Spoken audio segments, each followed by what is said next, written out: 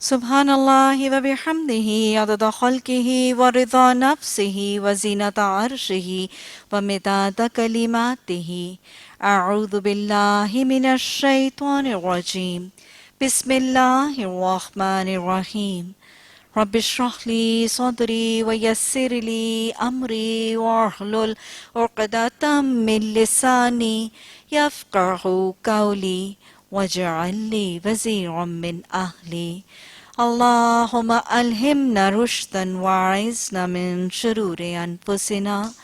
اللہم ارنا الحق حقا وارزقنا اتباعہ۔ اللہم ارنا الباطل باطلا وارزقنا اجتنابہ۔ آمین ثم آمین۔ تفسیر سورہ النساء، رکوع نمبر 3، آیت نمبر 16 واللاتی یأتین الفاحشۃ من نسائکم فاستشہدوا علیہن اربعۃ منکم فإن شہدوا فأمسکوہن فی البیوت حتی یتوفاہن الموت او یجعل اللہ لہن سبیلا۔ اور وہ عورتیں جو تم میں سے بدکاری کا ارتکاب کریں تو ان پر اپنے میں سے 4 آدمیوں کی گواہی کر لو، اور اگر 4 آدمی گواہی دے دیں تو ان کو گھروں میں بند رکھو یہاں تک کہ انہیں موت آ جائے یا اللہ ان کے لیے کوئی راستہ نکال دے۔ گویا اگر ہم پچھلے اسباق جن پر ہم نے بات کی سورہ نساء میں اگر ان کو دہرا لیں تو سورہ نساء کے اندر میں نے آپ کو بنیادی طور پر بتایا تھا کہ ایک اسلامی معاشرے کے مختلف سٹیجز کے اوپر مختلف لیولز کے احکامات دے کر مختلف معاشرتی سطحوں کو درست کیا جا رہا ہے۔ ہم نے ابتدائی 2 رکوعات میں دیکھا کہ اللہ سبحانہ تعالیٰ نے گھر کا بالکل گھر کے اندر کے سٹرکچر کے لیے احکامات دیے تھے۔ ایک کامیاب خوشحال مسلمان گھرانے کے لیے تقوی کا، صلہ رحمی کا، ازواج کے دونوں کے برابر ہونے کی تربیت دی گئی تھی، بار بار تقوی ان اللہ کان علیکم رقیبہ کی تعلیم دی گئی تھی۔ یہ گھر کے اندر کے احکامات تھے کہ گھر کے اندر افراد ایک دوسرے کے ساتھ کیسے ریئیکٹ کریں گے، کیسے انٹریکٹ کریں گے، ان کے معاملات کے اندر ڈیلنگز کے اندر رویہ کیا ہوگا۔ پھر اس کے بعد رشتہ ازواج اور نکاح کے طریقے بتائے گئے، اس میں حق مہر کا طریقہ بتایا گیا، اس میں کس کے ساتھ نکاح کرو، ما طاب لکم پسند کا طریقہ، پھر کتنی سے نکاح کی اجازت ہے اور اس کی شرطیں کیا ہیں، گھر کے اندر معاشرے کے اندر یتیم بچوں اور بیوہ عورتوں کے ساتھ معاملہ کیا ہوگا، اور پھر گھر کے سانچے کے اندر وراثت کے احکامات کو وضع کیا گیا۔ تو گویا ابتدائی 2 رکوعات میں اللہ سبحانہ تعالیٰ نے گھر کا انٹیریئر سسٹم، اور یاد رکھیے کہ ایک معاشرے کی بنیادی اکائی اس کا گھر ہوتا ہے، بیسک یونٹ جو کسی بھی سوسائٹی کا ہے وہ گھر ہے۔ تو ابتدائی 2 رکوعات کے اندر اللہ سبحانہ تعالیٰ نے سوسائٹی اور معاشرے کے بیسک یونٹ بنیادی اکائی گھر کے حوالے سے کچھ احکامات بتائے ہیں، اس کے ماحول کی اصلاح کے لیے اور اس کے حالات کی بہتری کے لیے۔ اب گھر سے نکل کر باہر معاشرے کی اصلاح کے کچھ احکامات دیے جا رہے ہیں، اور اس آیت کے اندر اللہ سبحانہ تعالیٰ ایک اسلامی معاشرے کو بے حیائی، بدکاری، فحاشی، بدچلنی، زناکاری، قباح گیری، حیا فروشی، جسم فروشی وغیرہ جیسے قبیح اعمال سے بچانے کا طریقہ کار سکھا رہے ہیں کہ دیکھو تمہارے معاشرے میں اگر کچھ عورتیں، ایک اسلامی معاشرے میں اگر عورتیں بے حیائی کا ارتکاب کریں، بدکاری کریں، بے حیائی کا ارتکاب کریں تو پھر ان کے اوپر 4 گواہ جمع کر لیا کرو، اور اگر تمہارے پاس ان بدکاری کی کرنے والی عورتوں کے خلاف 4 گواہ ہوں تو پھر 2 سزائیں تجویز کی جا رہی ہیں۔ ایک تو ان کو اپنے گھروں میں روک کے رکھو۔ ظاہر ہے وہ کہتے ہیں نا کہ ایک گندی مچھلی سارے تالاب کو گندا کر دیتی ہے، تو یہ گندی مچھلیاں ہیں، they are not allowed کہ یہ اسلامی معاشرے کے ماحول کو بگاڑیں۔ یہ خود اگر بدکاری کا ارتکاب کرنے والی، بے حیائی، فحاشی، عریانی، زناکاری کرنے والی فحش خواتین ہیں، تو اسلامی معاشرے کے ماحول کے اندر یہ رنگ پیدا کرنے اور یہ رنگ لانے کی ان کو اجازت نہیں دی جائے گی. ان کو ان کے گھروں میں قید کر لو. جہاں سے یہ گندگی کا، یہ کوڑے کا ڈھیر نکلا تھا، اس کو اس کے اصل جگہ پر قید کر دو. اور کب تک رکھو؟ اس وقت تک انہیں قید رکھو. گویا ہاؤس ریسٹ کرنے کا حکم دیا جا رہا ہے. اور کب تک رکھو؟ حد بتائی جا رہی ہے، یہاں تک کہ یتوفاہن الموت، یہاں تک کہ ان کا موت کا وقت آ جائے. گویا ڈیتھ ڈیوٹی اسائن کر دی گئی. بدکار فحش عورتوں کے اوپر یہ کہہ دیا گیا کہ ان کو گھروں میں رکھو، ہاؤس ریسٹ کرو. اور کب تک کرو؟ ڈیتھ ڈیوٹی کی شکل میں، جب تک ان کو موت نہ آ جائے. اور یہاں اللہ سبحانہ تعالیٰ وَيَجْعَلَ اللَّهُ لَهُنَّ سَبِيلًا، پھر یہاں اللہ ان کے لیے کوئی راستہ نکال دے، یعنی اللہ کی طرف سے کوئی مزید حکم ان کے حوالے سے نازل ہو جائے. اور ایسا ہی ہوا. یہ ابتدائی حکم ہے اسلامی معاشرے میں فاحشہ خواتین کے ساتھ ڈیل کرنے کے لیے، کہ اگر اسلامی معاشرے کے اندر خواتین بے حیائی، بدکاری یا کسی قسم کی بدکاری کے عمل میں ملوث پائی جاتی ہیں اور 4 ان کے خلاف گواہیاں موجود ہوں، عاقل بالغ مسلمان مردوں کی 4 گواہیاں موجود ہوں، تو ان کو گھروں میں قید کیا جائے گا ان کے موت کے وقت یا اللہ کے حکم کے آنے تک. اور پھر اللہ کے اس حکم کے مطابق سورہ نور میں اگلا حکم نازل بھی ہو گیا. او یجعل اللہ لہن السبیلا، اللہ نے اگلا حکم سورہ نور میں نازل کر کے زناکاری کرنے والوں کے لیے، اللہ سبحانہ تعالیٰ نے، اگر وہ غیر شادی شدہ زنا کا ارتکاب کر رہے ہیں تو ان کے لیے فجلدو، ان کو کوڑے مارو. اور اگر وہ شادی شدہ ہیں تو پھر ان کے لیے رجم، سنسار کرنے کی سزا اللہ نے قرآن میں تجویز کر دی. کوڑوں کی سزا سورہ نور میں موجود ہے، اور رجم اور سنسار کی آیات اب قرآن میں نازل ہوئیں، لیکن اس کے بعد حفظ رسول صلی اللہ علیہ وسلم سے محو کر دی گئی. لیکن جاری رہی بہرحال یہ سنسار کرنے کی حد نبی صلی اللہ علیہ وسلم کی حیات طیبہ میں، اور رسوا اور حیات طیبہ کے موقع میں یہی حد جو ہے وہ جاری رہی. تو گویا ایک اسلامی معاشرے میں اگر خواتین کوئی بدکرداری اور بدکاری کا عمل کرتی ہیں تو ان کی یہ ابتدائی سزا، اور سورہ نور کے احکامات کے بعد اب یہ طریقہ کار اور یہ سزا اب منسوخ ہوئی.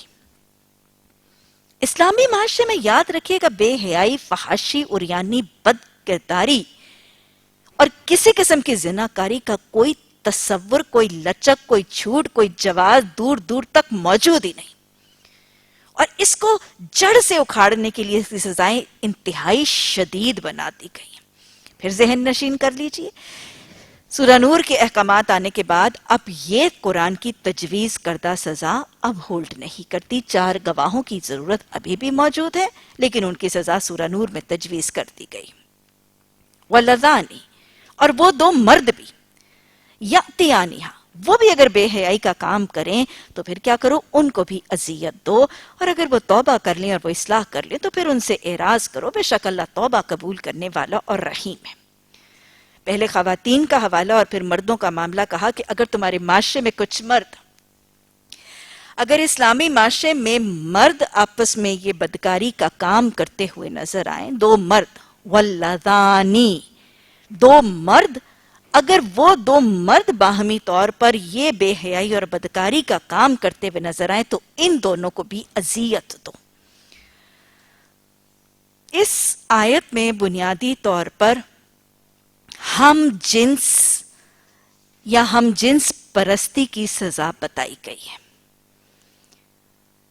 اس عمل کو ایجاد کرنے والی قوم لوط کی قوم تھی. حضرت لوط علیہ السلام کی قوم، جن کے لیے اللہ سبحانہ تعالیٰ نے قرآن میں کہا، حضرت لوط علیہ السلام نے ان سے کہا کہ کیا تم ایسے بے حیا لوگوں کہ تم اپنی بیویوں، اپنی عورتوں کو چھوڑ کے مردوں سے اپنی جسمانی خواہش کی تکمیل کرتے ہو؟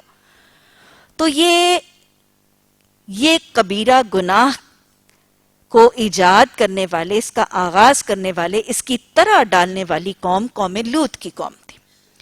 تو اس حوالے سے اس عمل کو عمل قوم لوط کہا جاتا ہے.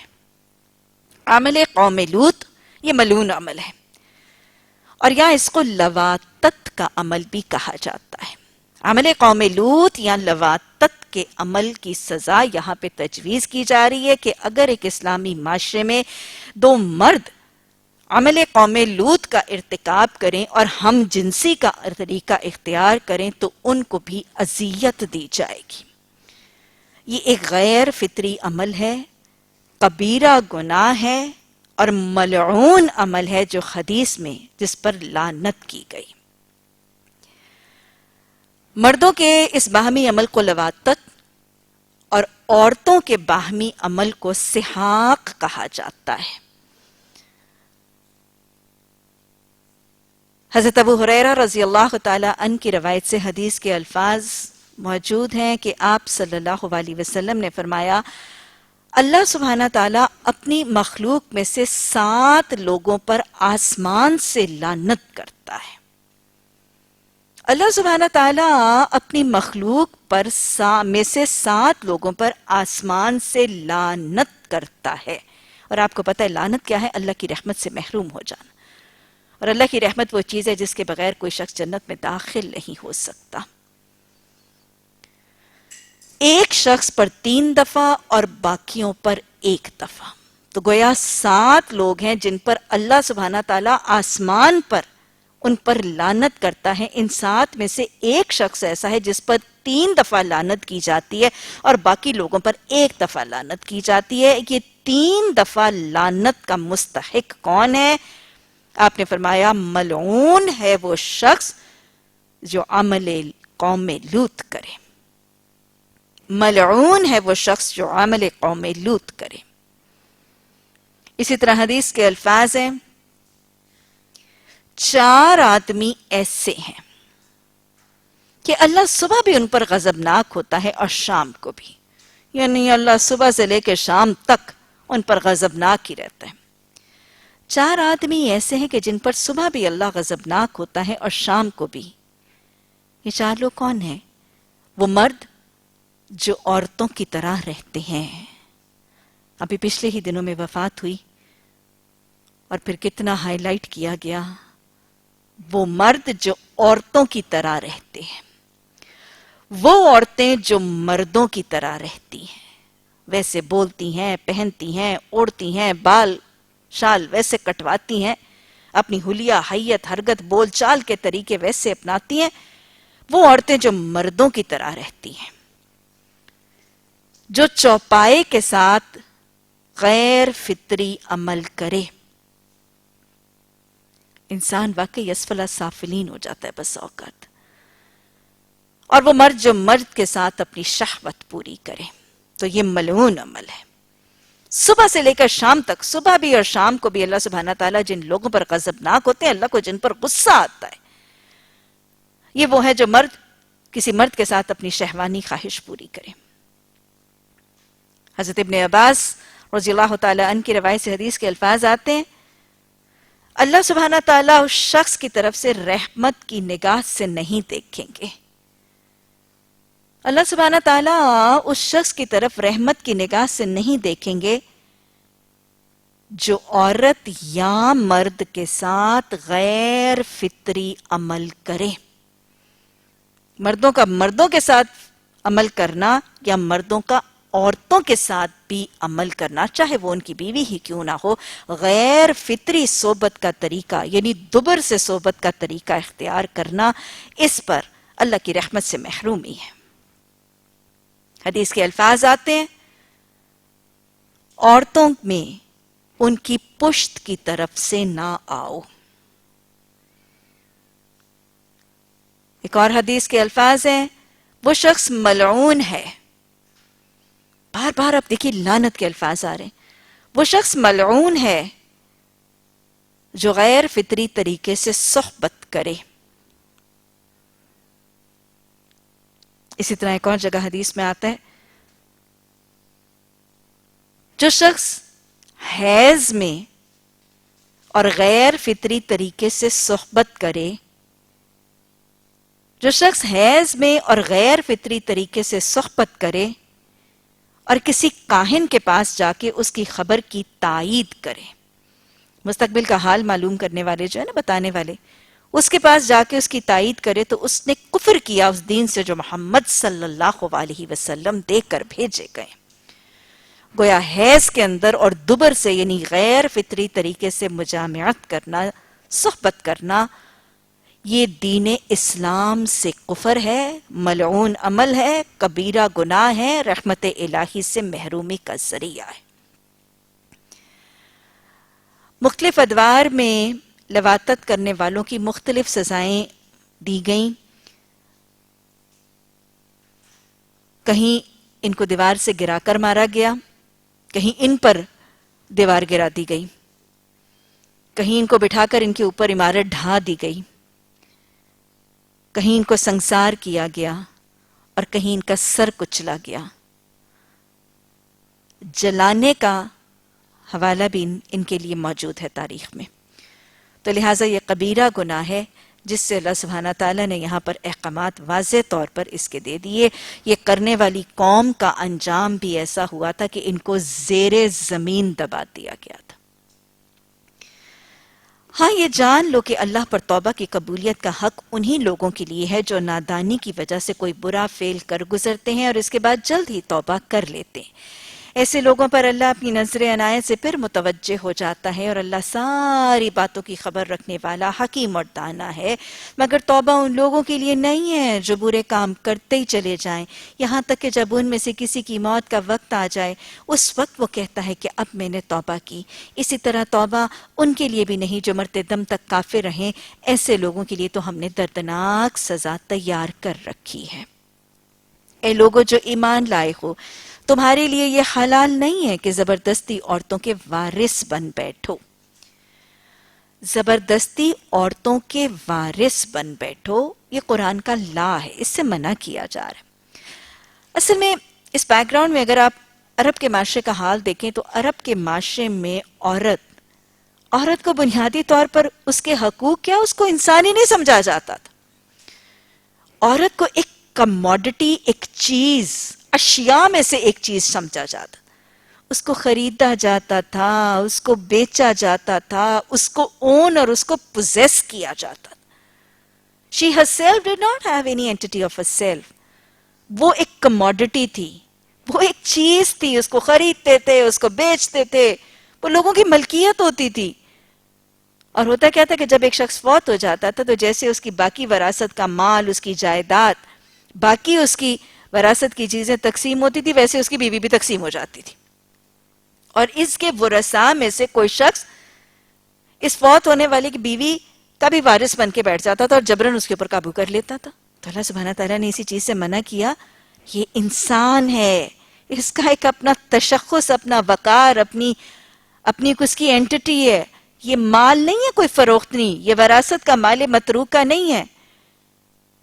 تو لہٰذا اس کے زبردستی وارث نہ بن کے بیٹھا کرو. یہ وہ معاشرہ تھا جس کو نبی صلی اللہ علیہ وسلم نے بدلا تھا. تو ماں کو کہاں، بیوی کو کہاں، بیٹی کو کہاں اور بہن کو کہاں کا کہاں پہنچا دیا تھا. اللہ وہ تعلیمات پھر اس معاشرے میں عام کرنے کی توفیق عطا فرما دے. اور نہ یہ حلال ہے کہ انہیں تنگ کر کے اس کا مہر کا کچھ حصہ اڑانے کی کوشش کرو جو تم انہیں دے چکے ہو. ہاں اگر وہ صریح بد چلنے کے مرتکب ہوں تو ضرور تمہیں انہیں تنگ کرنے کا حق ہے. یعنی عورت اگر بدکاری کرتی ہے تو شوہر اس کو ستا سکتا ہے، لیکن حق مہر واپس لینے کا اختیار شریعت نے شوہر کو نہیں دیا. صرف ایک حالت، خلا کی حالت، جب عورت شوہر سے خود طلاق مانگتی ہے. یہ کون سی حالت ہے؟ خلا کی حالت. ہم نے سورہ بقرہ پہ اس پہ بات بھی کی تھی. خلا وہ واحد حالت ہے جب عورت اپنا دیا جانے والا حق مہر شوہر کو واپس لوٹاتی ہے اور شوہر خلا کے موقع پر اپنا حق مہر، دیا جانے والا حق مہر واپس مانگنے کا اختیار رکھتا ہے. اس کے علاوہ شوہر کو کوئی حق اور اختیار نہیں ہے اور انتہائی ناپسندیدہ ہے حق مہر کا یا دوسری دی ہوئی چیزوں کا واپس لینا. بھی آگے بات ہوتی ہے.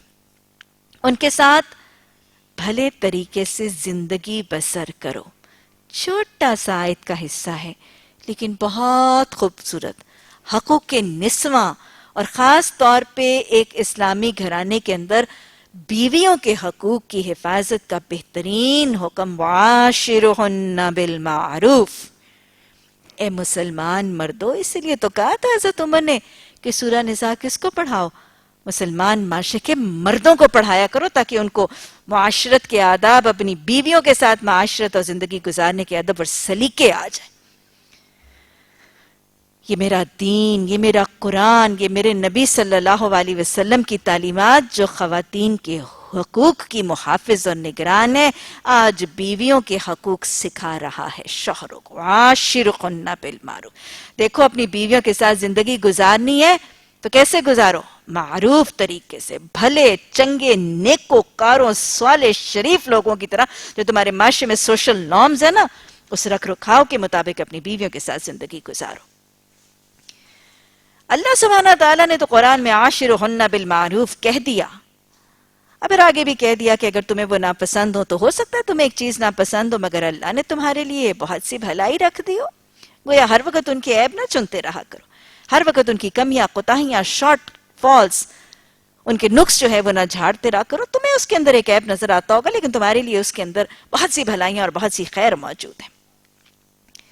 اللہ نے تو عاشرہن بالمعروف کہہ دیا، لیکن میرے نبی صلی اللہ علیہ وسلم نے بیویوں کے حقوق کی حفاظت کے لیے حدیث اور سنت کے نمونوں کا انبار پیچھے چھوڑ دیا۔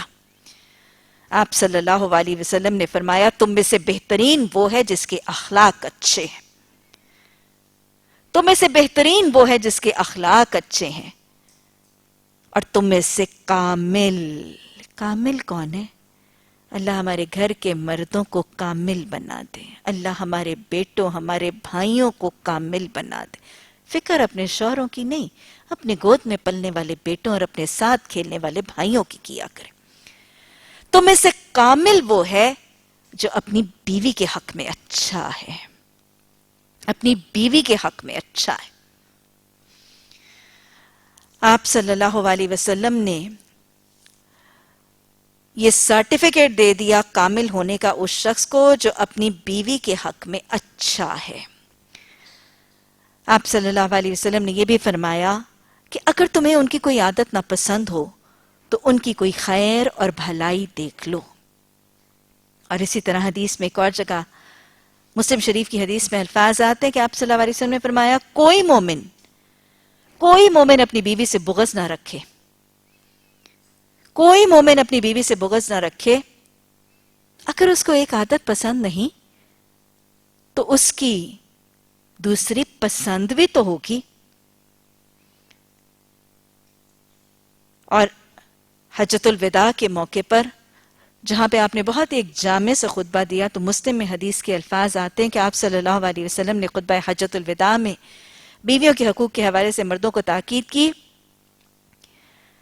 اپنی بیویوں کے معاملے میں اللہ سے ڈرتے رہنا، اپنی بیویوں کے معاملے میں اللہ سے ڈرتے رہنا، جن کو اللہ کے نام پر تم نے اپنے لیے جائز اور حلال کیا ہے، جن کو اللہ کے نام پر تم نے اپنے لیے جائز اور حلال کیا ہے،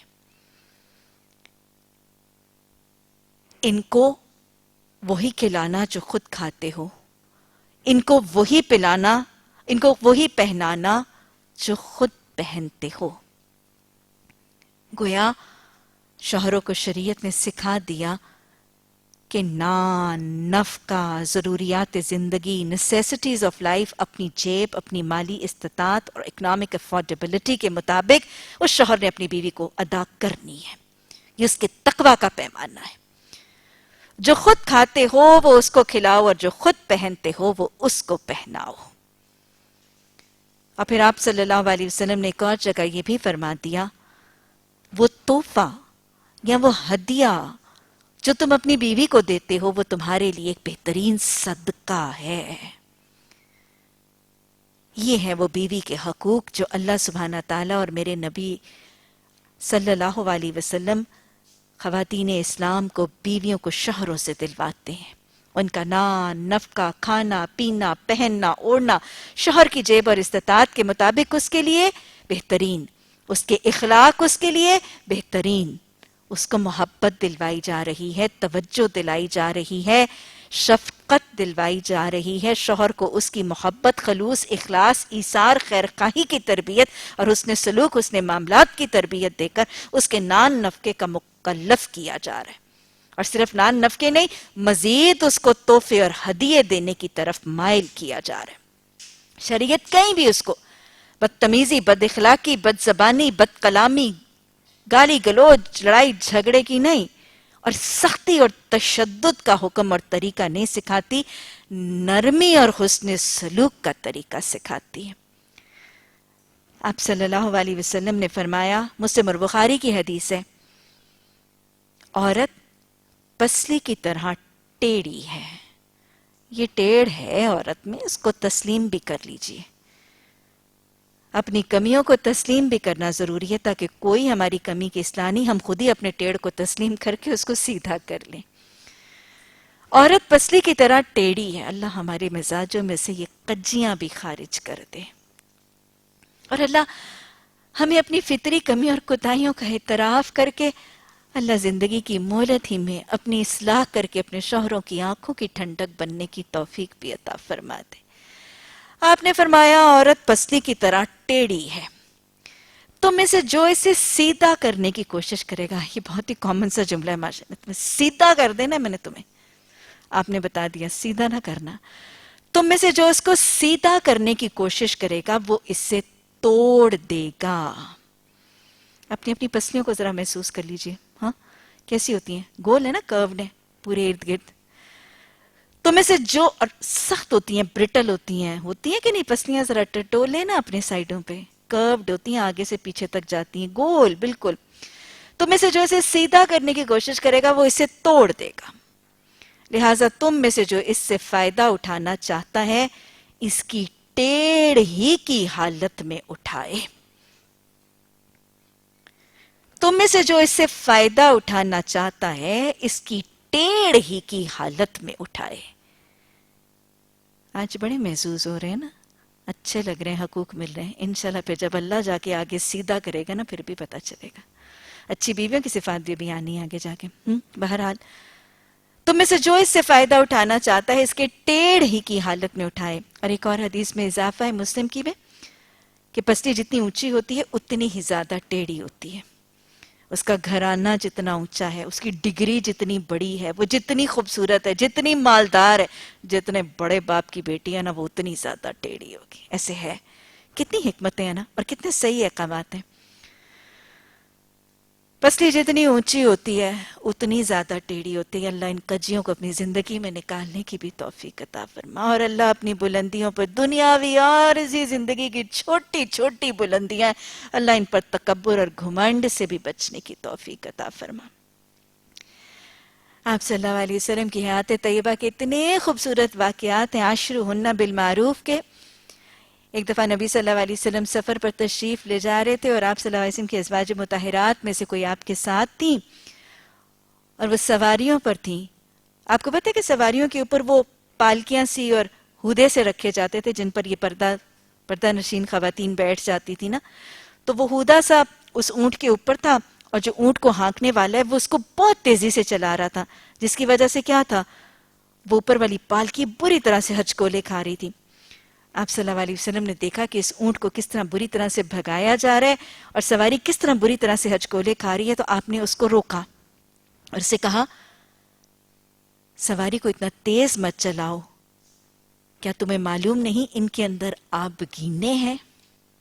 آبگینے کس کو کہتے ہیں؟ پانی کے بلبلے دیکھیں، پانی کے بلبلے دیکھیں۔ نبی صلی اللہ علیہ وسلم نے خواتین اسلام کے ساتھ کتنی محبت کی ہے نا، اور کتنے پیارے الفاظ یوز کیے، کیا تمہیں معلوم نہیں؟ یہ ہے میرا وہ دین، ہمیں آبگینوں کے تصور سے رکھتا ہے۔ وہ جو میں کہتی ہوں نا کہ اسلام ہمیں گھروں کی رانیاں، مہرانیاں، شہزادیاں بنا کے رکھتا ہے، تو غلط نہیں ہے۔ ارے وہ تو مجھے اور آپ کو آبگینے کہہ رہا ہے، یہ تو پانی کے نازک سے بلبلے ہیں۔ کیا تمہیں معلوم نہیں ہے اس میں آبگینے ہیں، ہلکی سی ٹھیس سے ٹوٹ جاتے ہیں۔ کتنی حفاظت ہے، کتنی محبت ہے، کتنی نرمی ہے، کتنی شفقت ہے۔ وہ جو شوہر کہتے ہیں میں تمہاری اکڑ توڑ کے رکھنی ہے، نہیں، بہت نازک ہے عورت، اس کی حفاظت کرو، اس کے ساتھ شفقت کرو، اس سے محبت کرو۔ اور پھر کتنے خوبصورت محبت اور شفقت کے نمونے ہیں۔ حضرت عائشہ رضی اللہ تعالی عنہا کے ساتھ بہت ہی خوبصورت خوبصورت واقعات ہیں. حضرت عائشہ بہت چھوٹی عمر کی تھی جب آپ صلی اللہ علیہ وسلم کے عقد نکاح میں آئیں. اور اتنی چھوٹی عمر کی تھی کہ سہیلیوں کے ساتھ کھیلتی تھیں اور گڑیوں کے ساتھ کھیلتی تھیں. اور ہوتا کیا تھا کہ جب نبی صلی اللہ علیہ وسلم گھر تشریف لاتے تھے تو سہیلیاں آپ صلی اللہ علیہ وسلم کے روب سے نا ادھر ادھر چھپ جاتی تھیں. اور ہمیں واقعہ پتہ چلتا ہے کہ آپ صلی اللہ علیہ وسلم حضرت عائشہ کی سہیلیوں کو ڈھونڈتے تھے اور ان کو کہتے تھے کہ عائشہ کے ساتھ کھیلو اور عائشہ کا دل بہلاؤ. آج پابندیاں لگا دی جاتی ہیں، سختیاں کر دی جاتی ہیں اور کرخت رویے اور اس پر فخر کیا جاتا ہے. میرے نبی صلی اللہ علیہ وسلم کا یہ نمونہ نہیں ہے. حضرت عائشہ اور دل لگی ہے نا، کتنی کانورسیشن ہے اور کتنا انٹریکشن ہے. اور یہ سارے نمونے میں آپ کو سناؤں گی نا تو اس میں ذہن میں پیچھے رکھیے گا کہ آپ کتنے مصروف تھے، آپ کی کتنی ذمہ داریاں تھیں، آپ کی پوزیشن، آپ کی ڈیزگنیشن، آپ کی رسپانسبلٹیز، آپ کا عہدہ، سب چیزوں کا خیال رکھیے گا. مدینہ کا ہیڈ آف اسٹیٹ، مدینہ کا آرمی چیف، مدینہ کی سپریم کورٹ کا جسٹس، اور پتہ نہیں اور کیا کیا کچھ، کتنا کچھ اور کتنی ذمہ داریاں اور کتنی مصروفیتیں اور کتنے بڑے درجے اور کتنے بڑے عہدے. ان سب کے ساتھ ازواج مطہرات کے ساتھ اتنی محبت، اتنی شفقت، اتنا ذہن، اتنا دماغ، اتنا وقت لگایا جا رہا ہے اور اتنا پیشنس اور تحمل ہے کہ اتنی توجہ. ہم تو ذرا کاموں میں الجھ جاتے ہیں تو ہمیں اپنے گھر کے بنیادی کاموں کی طرف توجہ دینے کی فرصت نہیں رہتی اور جھنجھلا اٹھتے ہیں اور چڑچڑے ہو جاتے ہیں اور بدمزاج ہو جاتے ہیں. مزاج کا حالت دیکھیے کہ اتنی ذمہ داریوں کے باوجود. ایک دفعہ آئے حضرت عائشہ ایک گھوڑے کے ساتھ کھیل رہی تھی، چھوٹی سی بچی ہے گھوڑے کے ساتھ کھیل رہی ہے. آپ صلی اللہ علیہ وسلم نے فرمایا عائشہ یہ کیا ہے؟ تو آپ نے فرمایا یہ گھوڑا ہے. تو آپ نے فرمایا یہ کیسا گھوڑا ہے جس کے پر ہے؟ تو حضرت عائشہ نے آگے سے فرمایا کہ حضرت سلیمان علیہ السلام کے گھوڑے کے پر نہیں تھے. مطلب کتنی انوالومنٹ ہے اور کتنا ان کے ساتھ انٹریکشن ہے اور ان کے لیول پہ آ کے بات کی جا رہی ہے. حضرت عائشہ کو وہ واقعہ بھی ہے کہ حضرت عائشہ کے ساتھ ایک موقع پر نبی صلی اللہ علیہ وسلم نے دوڑ لگائی. کتنی انٹرٹینمنٹ ہو رہی ہے، کتنی توجہ دی جا رہی ہے کہ آج کے شوہر معاشرے کے ایسے ہیں. معاشرے کے شوہر اس لیے نہیں ہیں اس طرح کے، کیوں؟ کیونکہ ماؤں نے یہ تعلیمات ان بچوں کو شوہر بننے سے پہلے سکھائی نہیں تھی. نبی صلی اللہ علیہ وسلم حضرت عائشہ کے ساتھ دوڑ لگا رہے ہیں اور کیا ہوا؟ حضرت عائشہ آگے نکل گئی، چھوٹی تھی نا اس وقت، اور ظاہر زیادہ تیز ہوں گی، ایکٹیو ہوں گی. حضرت عائشہ آگے نکل گئی، نبی صلی اللہ علیہ وسلم پیچھے رہ گئے. اور پھر ایک دفعہ نہیں ہے کہ آپ کہیں کہ جی چلو کوئنسیڈنٹلی کبھی لگ گئی ریس اور لگ گئی دوڑ، اچھا ایک ہی دفعہ ہوا تھا نا. پھر ایک اور موقع ہے، ایک اور موقع ہے، نبی صلی اللہ علیہ وسلم نے پھر ایک اور موقع پر later stage of his life ایک اور دفعہ دوڑ لگائی. اب کیا ہوا؟ حضرت عائشہ پیچھے رہ گئی، نبی صلی اللہ علیہ وسلم آگے نکل گئے. اور صرف دوڑ نہیں ہے، ساتھ مذاق بھی ہے، مزہ بھی ہے، دلجوئی بھی ہے، اور وہ پچھلا سیکوینس یاد بھی ہے. آپ نے فرمایا عائشہ یہ پچھلی دوڑ کا بدلہ ہو گیا. یہ مطلب پیچھے تم آگے نکلی تھی، اس دفعہ میں آگے نکل گئی. کتنا ایک وہ لائٹ اور ایک لائیولی سا نوڈ ہے نا گھر کے اندر، اور کتنی میوچل انڈرسٹینڈنگ اور انٹریکشن، اور کتنا خوبصورت سا پاکیزہ سا، اور کتنا کوئی تنقید نہیں ہے، کوئی چغلیاں نہیں ہو رہی، لیکن پھر بھی ہنسایا بھی جا رہے اور آپس میں ایک دوسرے کو محبت اور توجہ بھی دی جا رہی، اور کتنا ٹائم سپینڈ کیا جا رہا ہے.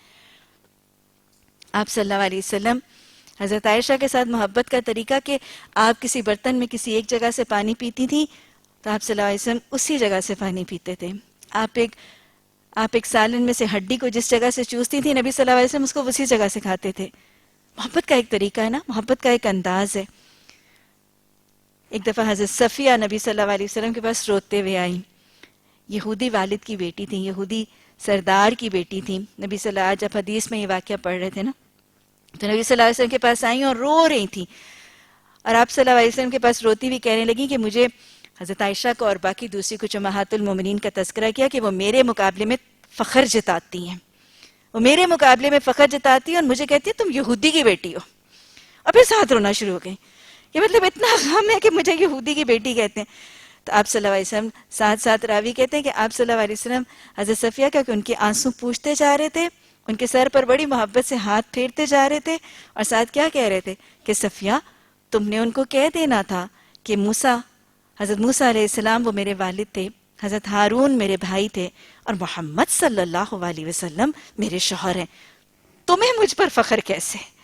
کہ مطلب تم تو ون اپ ہو، تمہارے تو جو لڑی ہے اور جو تمہارا خاندان ہے.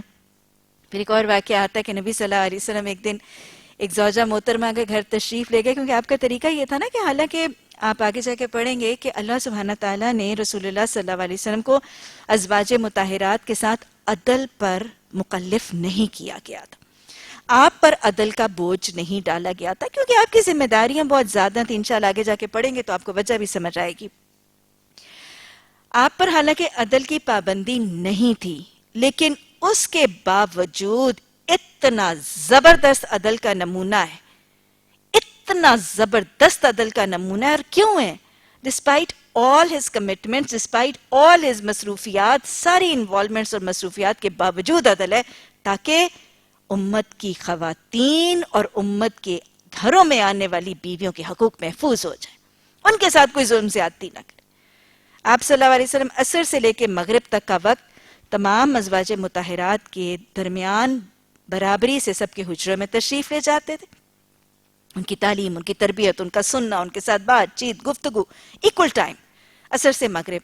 اور پھر جس زوجہ محترمہ کی باری ہوتی تھی عدل کی، عدل کے ساتھ ایکولی باریاں تقسیم کی گئی تھی. جس کی باری ہوتی تھی مغرب کے بعد آپ اس ہی کے حجرے میں قیام فرماتے تھے، اور پھر اس دن سویا بھی وہیں جاتا تھا، کھانا بھی وہیں ہوتا تھا، سب کچھ وہیں ہوتا تھا، قیام توام پڑاؤ وہیں تھا.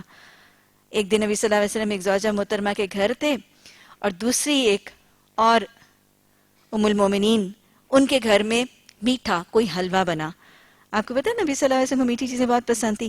اب وہ جن کے گھر میں وہ میٹھا بنا، ان کے دل میں یہ خواہش آئی کہ میرے گھر میں میٹھا بنا ہے، میں نبی صلی اللہ علیہ وسلم کو بھیج دوں. حالانکہ ان کے گھر نہیں تھے، ان کی باری بھی نہیں تھی، کسی اور کے گھر تھے.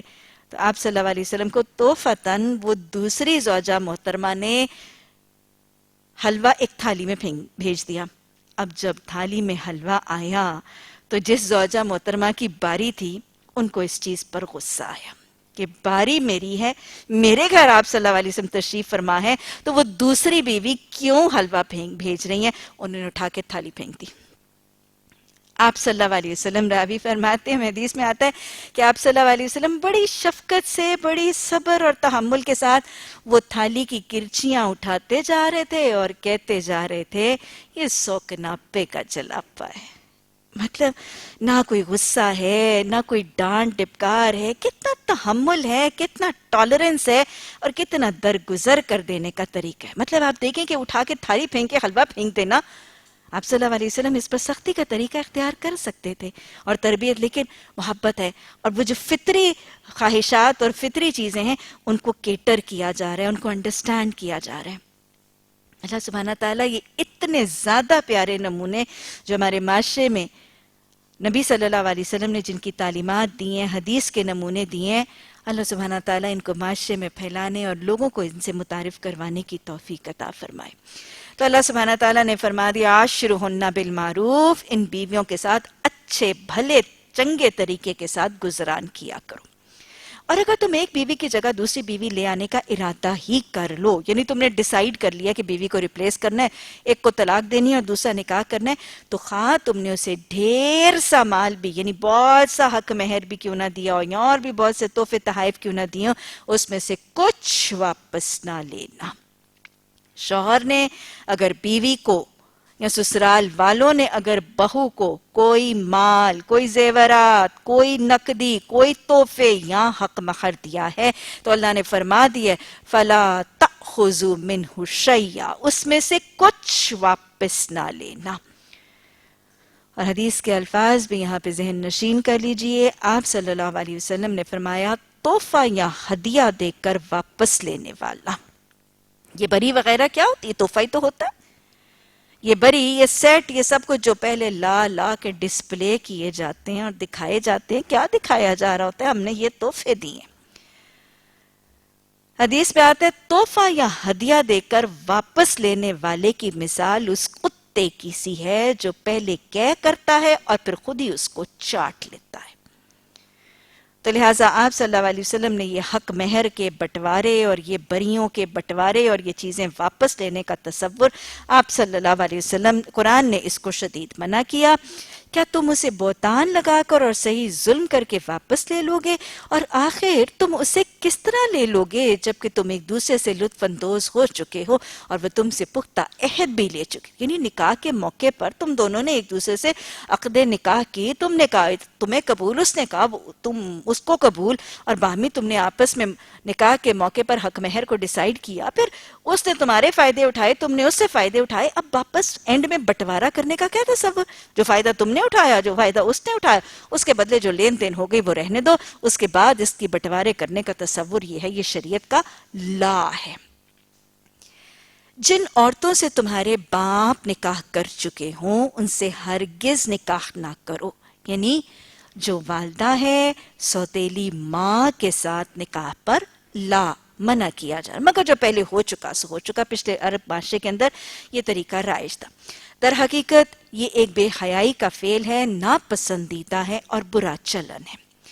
تم پر حرام کی گئی ہیں، حرمت علیکم، حرمت مشد، حرمت کے اہتمام، اس کے لزول اور اس کی کمپلیشن اور to the minutest and the perfect extent بتا رہی ہے کہ مکمل طریقے سے تم پر حرام کر دی گئی ہیں۔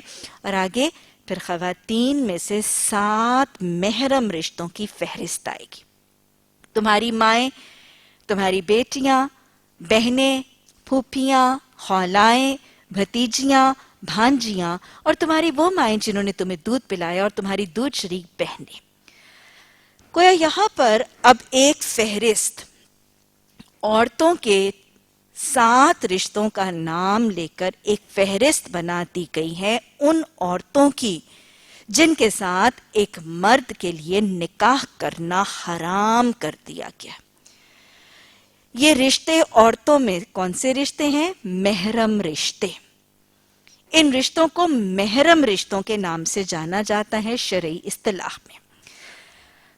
قرآن میں بیسیکلی عورتوں کا نام لیا گیا، لیکن ان کے ساتھ ہم پلہ پیرلل 7 بالکل ایسے ہی ملتے جلتے رشتے مردوں کے عورتوں کے لیے بھی حرام ہیں نکاح اور عقد کے حوالے سے۔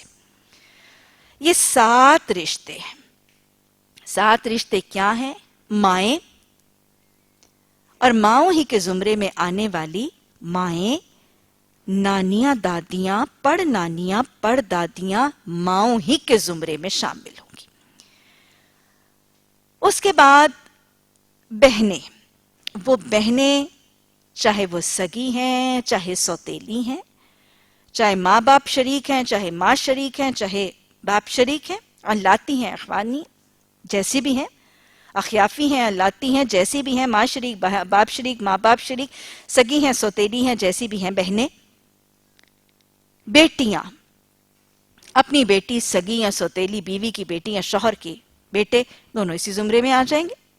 بیٹیاں، پھپھیاں، خالائیں، بھانجیاں، بھتیجیاں، یہ وہ 7 رشتے ہیں جن کے ساتھ ایک مرد نکاح پر پابند کیا گیا ہے اور یہ حرمت والے رشتے ہیں۔ اسی سے ملتے جلتے 7 مردوں کے رشتے اگر آپ فہرست بنائیں، باپ، نانا، دادا، پڑنانا، پڑدادا، بیٹے چاہے وہ سگے ہیں چاہے سوتیلے ہیں، بھائی چاہے وہ سگے ہیں سوتیلے ہیں، ماں شریک ہیں، باپ شریک ہے، ماں باپ شریک ہیں، بھائی، چچا، ماموں، بھانجا اور بھتیجا۔ گویا یہ کل 7 رشتوں کی فہرست ہے۔ 7 عورتوں میں سے مردوں کے لیے اور 7 مردوں میں سے عورتوں کے لیے ان 7 رشتوں کے ساتھ نکاح کی حرمت ہے۔ اور اگر آپ دیکھیں اپنے کاغذوں میں تو یہ رشتے قرآن میں بھی آپ کو ایسے ہی بتایا جائے گا، یہ رشتے 7 رشتے 3 حوالوں سے حرام ہیں۔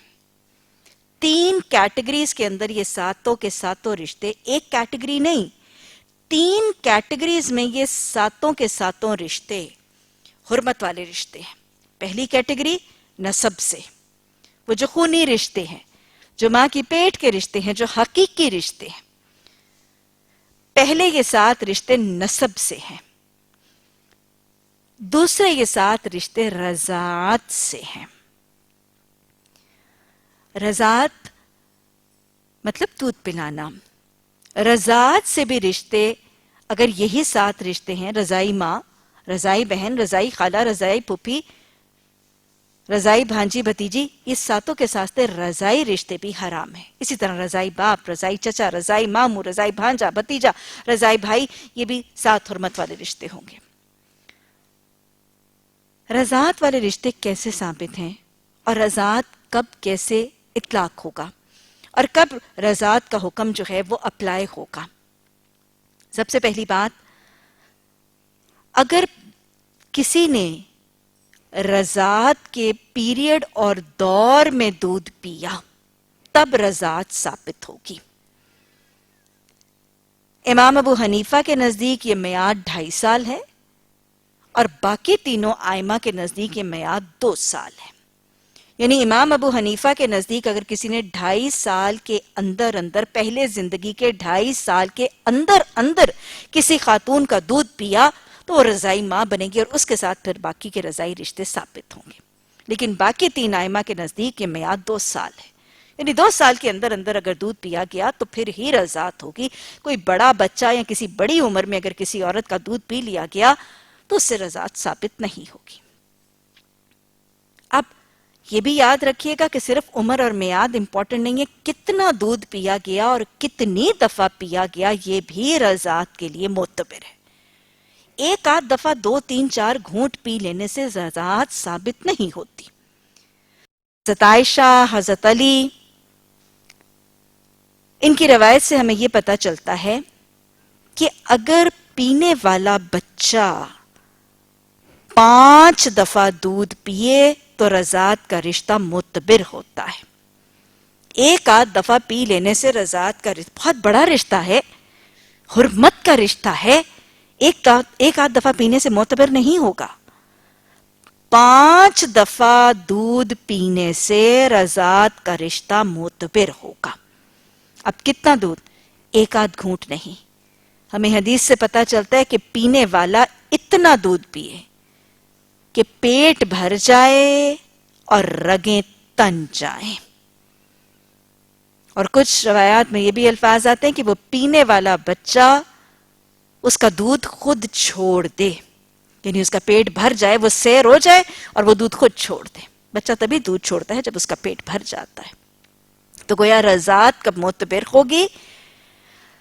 جب 2 یا امام ابو حنیفہ کے نزدیک 2.5 سال کے اندر کم از کم 5 دفعہ اتنا دودھ پیا جائے کہ بھوک مٹ جائے اس دودھ پینے سے. تو ایسے 5 دفعہ پیٹ بھر کے دودھ پینے والے جس نے 2-2.5 سال کے اندر دودھ پیا، اس سے رضاعت کا رشتہ معتبر ہوگا. اور رضاعت کے حوالے سے بھی وہی 7 رشتے مردوں میں سے اور وہی 7 رشتے عورتوں میں سے محرم ہوں گے. حرام ہوگا ان کے ساتھ نکاح کا معاملہ. تیسری کیٹیگری سسرال کے حوالے سے. یہی 7 سسرالی رشتوں کے ساتھ بھی نکاح کی حرمت موجود ہے اور یہی 7 سسرالی رشتے بھی حرام محرم رشتے ہیں. حرام کا مطلب یہ نہیں ہے کہ ان کے ساتھ ملنا جلنا حرام ہے. محرم کا مطلب کہ ان کے ساتھ نکاح کرنا منع ہے. بیوی کی ماں، بیوی کی بہن، بیوی کی بیٹی، بیوی کی خالہ، پھوپھی، بھانجی، بھتیجی، شوہر کا باپ، شوہر کا بیٹا، شوہر کا بھائی، چاہے وہ بڑا ہے چاہے وہ چھوٹا ہے، دیور ہے جیٹھ ہے جو بھی، شوہر کا بھائی، شوہر کا ماموں، چچا، بھانجا اور بھتیجا. تو اب 3 کیٹیگریز کے اندر یہ 7 محرم رشتے ہیں. پہلی کیٹیگری نسب سے، دوسری کیٹیگری رضاعت سے اور تیسری کیٹیگری سسرال سے. تینوں کیٹیگریز میں بنیادی طور پر تو یہ 7 ہی رشتے محرم رشتے ہیں. لیکن ان کے حوالے سے ایک بات سمجھ لیجئے کہ جو سسرالی رشتے ہیں ان کی نوعیت باقی دونوں سے ذرا ہٹ کے الگ اور جدا ہے. پہلی دونوں کیٹیگریز کی حرمت ابدی ہے. نسب اور رضاعت کی حرمت ابدی ہے، یعنی ساری عمر، ساری زندگی رضائی رشتوں اور نسبی رشتوں میں سے ان 7 رشتوں کے ساتھ ساری زندگی نکاح نہیں ہو سکتا. یہ ابدی حرمت ہے. لیکن سسرالی رشتوں کا معاملہ فرق ہے. سسرالی رشتوں میں سے پہلی دو کیٹیگریز، ماں اور بیٹی، باپ اور بیٹا، بیوی کی ماں اور بیوی کی بیٹی، شوہر کا باپ اور شوہر کا بیٹا، ان سات میں سے یہ پہلے دو رشتوں کے ساتھ تو حرمت ابدی ہے. ان کے ساتھ نکاح کبھی نہیں ہو سکتا.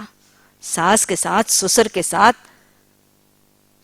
بیوی یا شوہر کی بیٹی بیٹے کے ساتھ، یہ پہلے دو رشتے وہ ہیں جو ابدی حرمت ہے. لیکن اگلے 5 سسرالی رشتے، ان کی حرمت ابدی نہیں ہے. شوہر کے بھائی، چچا، ماموں، بھانجے، بھتیجے کے ساتھ نکاح ایک عورت صرف اور صرف تب تک نہیں کر سکتی جب تک وہ اپنے شوہر کے عقد نکاح میں ہے یا وہ شوہر حیات ہے. اگر وہ شوہر فوت ہو گیا یا وہ شوہر نے اس کو طلاق دے دی تو اس ہی شوہر کے بھائی یا اسی کے چچا ماموں کے ساتھ وہ دوبارہ نکاح کر سکتی ہے. اسی طرح مردوں کا معاملہ بھی ایسا ہی ہے. جب تک وہ بیوی اس کے نکاح میں ہے یا بیوی زندہ ہے، اگر وہ بیوی کو طلاق دے دیتا ہے یا بیوی ویسے ہی فوت ہو جاتی ہے تو اسی بیوی کی بہن اس کی ماں اور بیٹی کے ساتھ تو کبھی نکاح نہیں ہو سکتا، لیکن اس کی بہن، اس کی خالہ، اس کی بھانجی، اس کی پھپھو بھتیجی کے ساتھ نکاح ہو سکتا ہے. اس کے فوت ہو جانے یا اس کی طلاق دیے جانے کے بعد اس ہی کے دوسرے ان رشتوں کے ساتھ نکاح ہو سکتا ہے. گویا سسرال کے حوالے سے پہلے 2 رشتوں کی حرمت ابدی ہے اور آخری 5 رشتوں کی حرمت ابدی نہیں ہے. انشاءاللہ پردے کے احکامات میں بھی اس بات کو میں پھر ریفر کروں گی، لیکن یہاں پہ یاد رکھیے گا کہ وہ رشتے نسب سے، رضاعت سے اور سسرال سے پہلے 2، یہ وہ سارے رشتے جن کے ساتھ حرمت ابدی ہے، ان کی اور آخری 5 سسرالی محرم رشتوں کے پردے کے احکامات مختلف ہوں گے.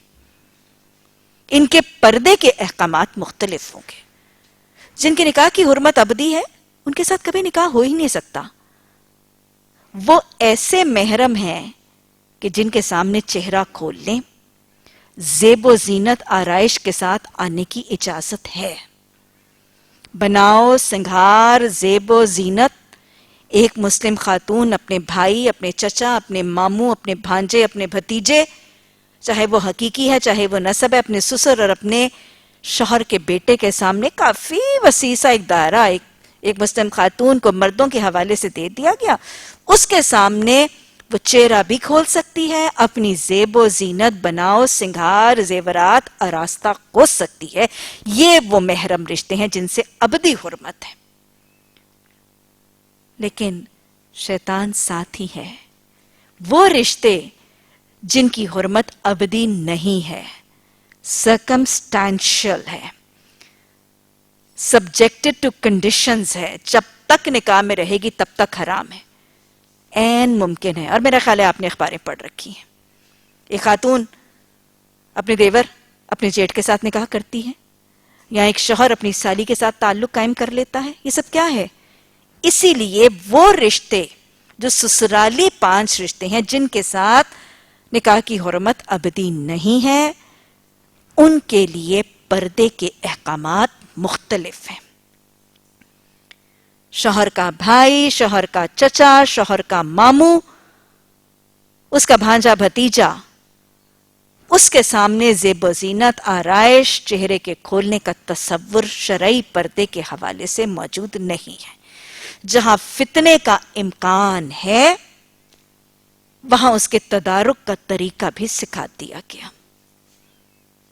وہاں اس کے تدارک کا طریقہ رائٹ ان دا سٹارٹ سکھا دیا گیا. تو لہٰذا یہ وہ سارے رشتے جن کے ساتھ حرمت ابدی نہیں ہے، وہاں پر چہرے کے پردے کا حکم بھی رائج ہوگا، اور وہاں پہ زیب و زینت اور نمائش اور بناؤ سنگھار کے ڈیمنسٹریشن اور ایگزیبیشن سے بھی اجتناب اور پرہیز ہوگا. انشاءاللہ ان پر پھر کسی وضاحت سے ہماری بات ہوگی. لیکن یہ 7 رشتے ان 3 کیٹیگریز کے حوالے سے مجھے اور آپ کو جاننے بھی ضروری ہے، اور ان کے حوالے سے دوسری بات کہ ان میں سے کچھ ابدی حرمت اور کچھ عارضی حرمت والے ہیں. ان کے پردے اور ان کے لباس کے احکامات اور ان کے چہرے کے پردے کے حوالے سے احکامات فرق اور جدا ہوں گے شریعت کے اندر. تو اللہ سبحانہ تعالیٰ نے یہ کیٹیگری فرما دی اور فرمایا تمہاری دور شریک بہنیں اور تمہاری بیویوں کی مائیں. بیویوں کی ماں چاہے وہ شوہر کا باپ ہے، چاہے وہ بیوی کی ماں ہے ساس، یا تمہاری بیویوں کی لڑکیاں جنہوں نے تمہاری گودوں میں پرورش پائی. بیوی کی بیٹی کو ربیبہ کہا جاتا ہے. ربیبہ جیسے حضرت ام سلمہ کی بیٹی نبی صلی اللہ علیہ وسلم کی ربیبہ تھیں اور انہوں نے نبی صلی اللہ علیہ وسلم ہی کے حجر مبارک میں پرورش بھی پائی اور آپ کی تربیت بھی پائی، تو لہٰذا ربیبہ بیوی کی بیٹی کو کہتے ہیں.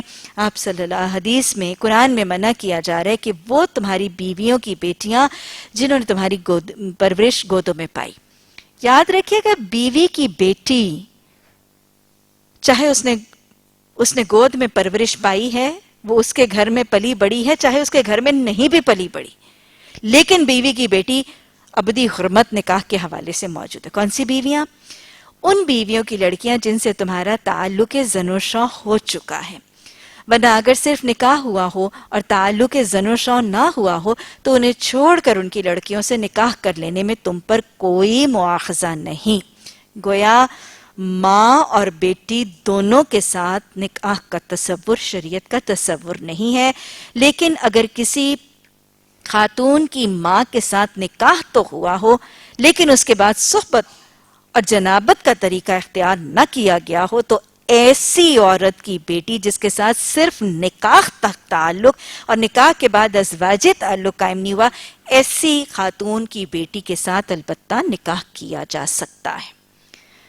حدیث کے الفاظ موجود ہیں. آپ صلی اللہ علیہ وسلم نے فرمایا جس شخص نے کسی عورت کے اعضائے صنفی پر نگاہ ڈالی اس کی ماں اور بیٹی دونوں اس کے لیے حرام ہے. یعنی جب جسمانی تعلق جس عورت کے ساتھ قائم ہو گیا اس کی ماں اور بیٹی دونوں حرام ہیں. اسی طرح حدیث کے الفاظ آتے ہیں خدا اس شخص کی صورت دیکھنا پسند نہیں کرتا جو بیک وقت ماں اور بیٹی دونوں کے اعضائے صنفی پر نگاہ ڈالے. اور تمہارے ان بیٹوں کی بیویاں، ظاہر بہو بھی کیا ہوگی اپنے سسر کے لیے، اس کے ساتھ بھی معاملہ جو تمہاری صلب میں سے یعنی حقیقی بیٹوں کی بیویاں جو ہیں ان کے ساتھ بھی نکاح نہیں ہوگا. اور یہ بھی تم پر حرام کیا گیا ہے کہ ایک نکاح میں دو بہنوں کو جمع کرو. ایک نکاح میں دو بہنوں کو جمع کرو.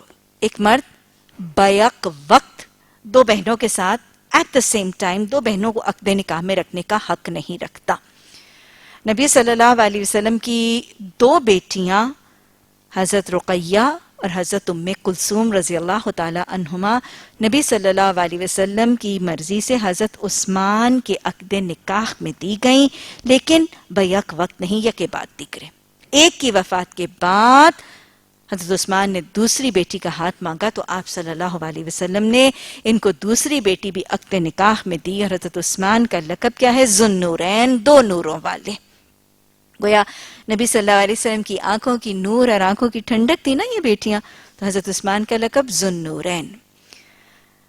تو ایک وقت میں دو بہنوں کو نکاح میں جمع کرنا یہ بھی قرآن کا لا ہے. اور اسی حوالے سے دیکھ لیجئے کہ خالہ اور بھانجی اور پھپھی اور بھتیجی کو بھی بیک وقت عقد نکاح میں رکھنا جائز نہیں. ایک فوت ہو جائے یا طلاق ہو جائے تو بعد میں دوسری کے ساتھ کیا جا سکتا ہے، لیکن خالہ بھانجی اور پھپھی بھتیجی کو بھی بیک وقت نکاح میں رکھنے کی اجازت نہیں ہے.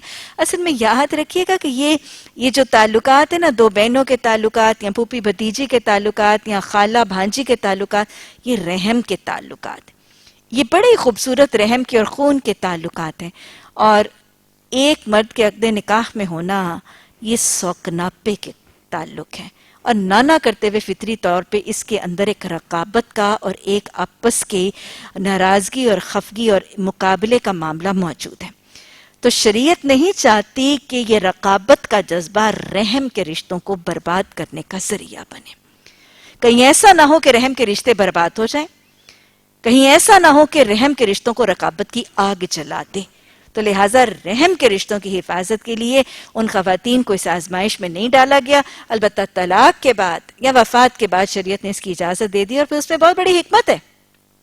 آپ دیکھیں کہ بس اوقات ایک خاتون فوت ہو جاتی ہے اور چھوٹے چھوٹے بچے چھوڑ جاتی ہے. اب اس حالت میں شوہر وہ فوت ہونے والی ماں کے بچے اکیلے پالے، اس کے لیے بہت مشکل ہو جاتا ہے. ایسی حالت میں اگر وہ نکاح کر کے باہر سے کوئی اور ماں لائے گا تو اس کے مقابلے میں ان بچوں کی خالہ کے ساتھ اگر نکاح کر لیا گیا تو وہ خالہ بہرکیف باقی دوسری ساری آپشن سے بہترین آپشن ضرور ہوگی. تو شریعت نے، اللہ سبحانہ تعالیٰ اس معاشرے کو اور سب کو دل کی تنگی سے بچنے کی توفیق عطا فرمائے. بس اوقات آپ نے دیکھا ہوگا کہ خالائیں جو ہیں وہ ورسٹ سٹیپ مدر ضروری بن جاتی ہیں، لیکن یہ سارے معاملات وہاں ہوتے ہیں جہاں اللہ کا تقویٰ نہیں ہوتا، جہاں خوف خدا کا طریقہ نہیں ہوتا. جہاں خوف خدا ہے وہاں اللہ سبحانہ تعالیٰ اخلاق اور معاملات کو ضروری سنوار دیتا ہے. دو بہنوں کو جمع کرو مگر جو پہلے ہو چکا وہ ہو چکا، اللہ بخشنے والا اور رحم کرنے والا ہے. وہ عورتیں بھی تم پر حرام ہیں جو کسی دوسرے کے نکاح میں ہوں، یعنی اگر کوئی عورت کسی اور مرد کے نکاح میں ہے تو وہ بھی اس کے ساتھ نکاح کی اجازت نہیں ہے. محسنات، البتہ ایسی عورتیں اس سے مستثنا ہیں جو جنگ میں تمہارے ہاتھ آ جائیں. یہ اللہ کا قانون ہے جس کی پابندی تم پر لازم کر دی گئی ہے. کسی اور مرد کے عقد نکاح میں جو عورت ہے اس کے ساتھ نکاح کرنا مسلمان مرد کے لیے جائز نہیں کیا گیا.